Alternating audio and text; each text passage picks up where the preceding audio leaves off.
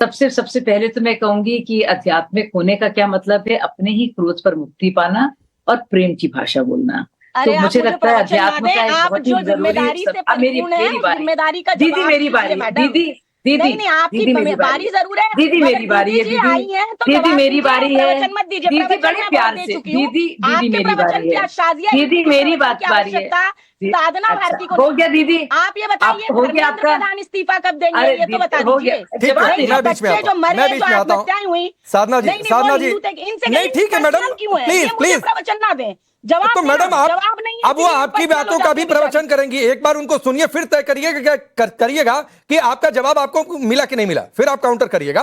एक बार उनकी बात पूरी होने दीजिए, बोलिए शाजिया। ठीक है, बोलें जी। तो मैं फिर से अब साधुवाद क्या साध्वीवाद के उनको दूंगी अपनी बहन को यहाँ पे।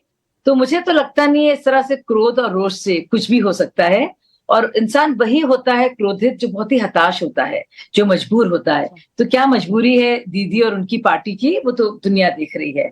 अब बात करते हैं मेरी पार्टी की और हमारी देश की सरकार की। देखिए, ये बहुत ही अफसोस की बात है, और हमारे जैसे लोग, और बल्कि धर्मेंद्र प्रधान जी खुद ना सिर्फ इसकी जिम्मेदारी लेते हैं, बल्कि बजाय ये कहने के कि जो कंपनी जिसकी वजह से सीबीएसई का ये हाल हुआ वो कांग्रेस की कंपनी है, वो बाकायदा तेलंगाना और कर्नाटक में वो ऑलरेडी वो काम कर रही थी, बजाय ये कहने के या वाटर बाउंड्री करने के इसके साथ सिर्फ जिम्मेदारी ले रही है, बल्कि मेरे जैसे लोग और धर्मेंद्र प्रधान जैसे लोग हाथ जोड़ के माफी मांग रहे हैं, क्योंकि जाहिर सी बात है ये हमारी जिम्मेदारी है। अब आप बताइए, अगर धर्मेंद्र प्रधान जी के इस्तीफे से कुछ स्टूडेंट्स का फायदा होता तो बिल्कुल उनको करना चाहिए था, लेकिन यहाँ पे सिस्टम को सुधारना है। तो चाहे वो अशोक गहलोत हो, जिनके कार्यकाल में कितने बार पेपर लीक्स हुए हैं, या हमारे लालू जी हो, या उनके सुपुत्र हो, और सब, लेकिन उस सब पे भी नहीं जाना है, क्योंकि हमारी जिम्मेदारी थी सीबीएसई की, और इससे बहुत हमारे बच्चों को बहुत नुकसान हुआ है, उनके माता पिता को, कई हमारे घर के हैं। ठीक है। तो इसके लिए सबसे पहले तो अगर उससे वाकई में कुछ फायदा होता तो जरूर करना चाहिए था, लेकिन मुझे लगता है एक बिल्कुल सिस्टमिक सुधार, और ना सिर्फ इसमें चेयरमैन और सेक्रेटरी को हटाना, मैं तो आगे बढ़कर कहती हूँ कि वाकई में इस पर तो क्रिमिनल कंप्लेंट्स होनी चाहिए। लेकिन उससे बढ़कर मैं ये कहूंगी कि हमारी जो पूरी तरह से जो 12 साल के कार्यकाल की जो भी भाजपा ने किया है, उसका चाहे वो बात हो सेवा की, चाहे वो बात हो गरीब कल्याण की, इसको लेकर हम लोग अलग अलग जगह जाएंगे, और उसमें सारी चीजें हो, चाहे नक्सल विरोध का अभियान हो, सर्जिकल स्ट्राइक हो, बालाकोट हो, कोविड के ऑपरेशन में किस तरह से काम हुआ और कैसे देश को बचाया गया,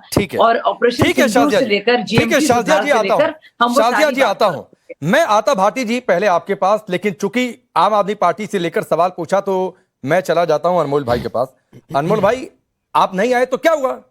कांग्रेस का तो ये मुठ दिखाई दिया, मत आइए, हम तो हैं 25 दल एक साथ। देखिए, हम भी राष्ट्रीय पार्टी हैं, हम क्या पूरा देश ये जानता है कि कांग्रेस और भाजपा ने मिलकर देश को लूटा है 70 साल।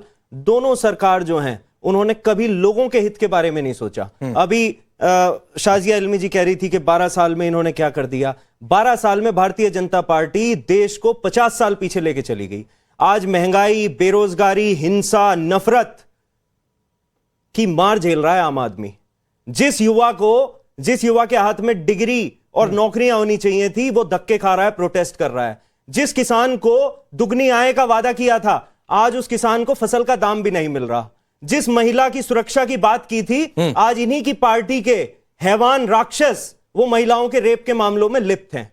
जिस बेरोजगारी को दूर करने की बात की थी, आज देश में 40 साल में सबसे ज्यादा बेरोजगारी है। किसानों को ले लो, जवानों को ले लो, महिलाओं को ले लो, कोई भी समाज का तबका ले लो, मिडिल क्लास की इन्होंने कमर तोड़ रखी है टैक्स के नीचे, महंगाई के नीचे। तो कोई भी इनसे खुश नहीं है। भाई 21वीं सदी के भारत की बात करते थे ना, आप कहते थे कि 21वीं सदी का भारत जो है वो विश्व में अगुवाई करेगा। तो 21वीं सदी के भारत को नफरत की राजनीति नहीं चाहिए। 21वीं सदी के भारत को रोजगार चाहिए। 21वीं सदी के भारत को समान अवसर चाहिए। 21वीं सदी के भारत को एक सेकंड तो ये विपक्ष के नेता भी यही कह रहे हैं। मल्लिकार्जुन खड़गे ने और क्या कह दिया? इससे कुछ अलग बात कह दी। आप अकेले बीजेपी को हरा लेंगे। देखिए, मल्लिकार्जुन खड़गे हो, चाहे राहुल गांधी हो, चाहे कांग्रेस पार्टी हो, इनके पास तो 60 साल का समय था। इन्होंने क्या किया? इन्होंने कुछ नहीं किया। भारतीय जनता पार्टी और इनके नेताओं ने तो बड़े बड़े वादे किए थे। इन्होंने कहा था विश्व गुरु, इन्होंने कहा था अच्छे दिन आएंगे, इन्होंने कहा था महंगाई खत्म होगी। बहुत हुई महंगाई की मार, बड़े बड़े नारे देके आए थे, मेक इन इंडिया के नारे देके आए थे। लेकिन समझने की जरूरत है ना भाई, 21वीं सदी के भारत की बात करते थे ना। 21वीं सदी के भारत को हिंसा नहीं, अच्छी शिक्षा और रोजगार चाहिए। ठीक है, यूपीए के समझे? 21वीं सदी के भारत को अनमोल भाई, एक सेकंड, अनमोल भाई, शाजिया मैं आ रहा हूं। अनमोल भाई आप अकेले हरा लेंगे, मैं ये पूछ रहा हूं। सुनिए, दो प्रमुख दल हैं, एक मिनट, शाजिया मैं आ रहा हूं, शाजिया जी आ रहा हूं, शाजिया जी आ रहा हूं। एक और एनडीए है, एक और इंडिया ब्लॉक है, आप अकेले हरा लेंगे? देखिए, हमारे ऊपर जनता पता है क्यों भरोसा करती है?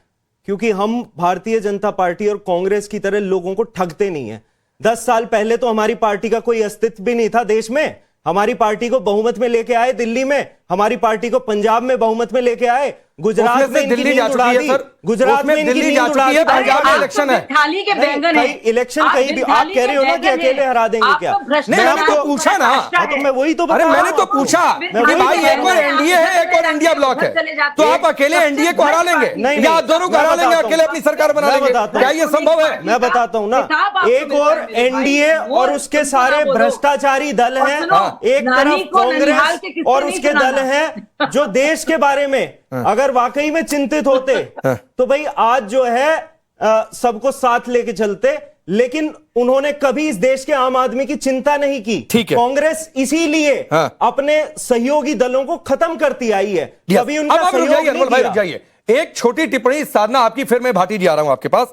और ये जो इन्होंने कहा कि छोटे दल को आप लोग खत्म कर रहे हैं, और यहां पर मैं एक चीज ऐड कर देता हूं, राशिद अल्वी का स्टेटमेंट कि भाजपा को सबक सिखाने के लिए सब साथ आए, छोटी पार्टियां कांग्रेस में अपना विलय कर लें, शामिल कर लें, ये उनका स्टेटमेंट है। जवाब दीजिए। देखिए, पहली बात कि इनके 2/3 जो सांसद राज्यसभा से गए वो कौन सी पार्टी में? हमने तो विलय नहीं कराया, कहां भागे पूछिए। और दूसरी बात, आम आदमी पार्टी से, देखिए मैं यहाँ व्यक्तिगत किसी से हमारा द्वंद नहीं है, हम सब राजनीतिक द्वंद के कारण यहाँ पैनल में बैठे हुए हैं और मतभेद है हम लोगों के अंदर, मनभेद नहीं है। मैं सिर्फ इतना कहूंगी, जो केजरीवाल जी अपने बच्चों की झूठी कसमें खाने के बाद ये कहते रहे कि भाई मैं बच्चों की कसम खा रहा हूं, बंगला नहीं लूंगा, गाड़ी नहीं लूंगा, कुछ नहीं लूंगा, उसके बाद क्या स्थिति आई सामने? तो मैं ये कहूंगी, जो अपनी बात पे नहीं टिके इसलिए व्यक्तिगत नहीं जाना चाहती, वो वाली बात आप ना करें। आज अगर लड़ाई हमारी है तो विचारधाराओं की लड़ाई है। हम बात कर रहे हैं सांप्रदायिक सद्भाव की, भाजपा बात करती है सांप्रदायिकता की। हम उसे तोड़ने के लिए आपको आना चाहिए साथ में, तो आ जाइए आप, उसमें कोई दो मत दो राय की बात नहीं है। दूसरी बात मैं ये कहूंगी कि अभी शाजिया जी ने जो बात कही, ठीक है, मुझे लगता है कि हम पर्सनल प्रवचन ना दे। आज ये जरूरी है देखना कि देश की स्थिति और परिस्थिति है क्या। जो बच्चे मरे, जिन्होंने आत्महत्याएं की, जब पेपर लीक हुआ, क्या वो हिंदू के बच्चे नहीं थे? मैं ये पूछना चाहती हूँ। और जमीन पर उतरकर जवाब देखेंगे, क्या मोदी जी ने ये नहीं कहा था कि जब हम आएंगे तो काला धन वापस आएगा, सबके अकाउंट में 15 से 20 लाख रुपए आ जाएंगे? आए क्या? साधना जी एक छोटा सा सवाल है मैडम, मकान बनेंगे, साधना जी एक छोटा सा सवाल है मैडम, स्मार्ट सिटी बनेंगे। एक तो हिंदू मुसलमान पर डिबेट नहीं हो रही थी, अलबत्ता आपने हिंदू का जिक्र कर दिया, तो पहलगाम में भी जो मारे गए वो हिंदू ही थे। खैर छोड़ दीजिए, मैं उस पर डिबेट नहीं करना चाहता। नहीं ठीक है, कोई बात नहीं।